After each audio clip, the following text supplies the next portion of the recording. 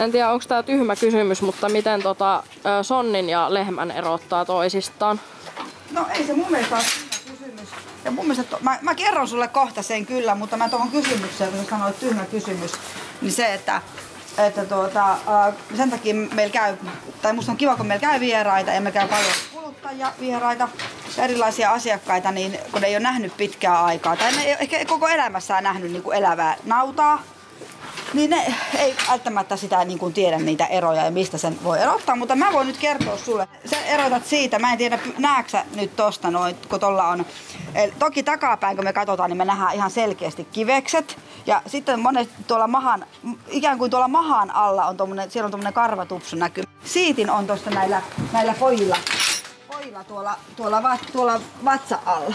Niin kuin esimerkiksi kun se pissaa tai sitten kun se astuu nautaan, niin siellä on siitin tulee tuosta niin kuin ikään kuin tavallaan vähän niin kuin sieltä vatsasta, navasta.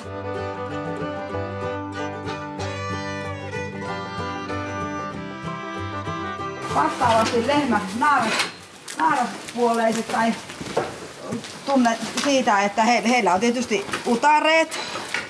Sä näet tuossa on vaikka tällä utareet. Ja sitten kun sä takapäin katot, niin, tai silloin kun pieni vasikka, niin siellä on takana niin kuin hännän alla 2 reikää. Eli on niin kuin tavallaan se 2 reikää, mistä pissaa ja mistä sitten kakkaa takantapäin.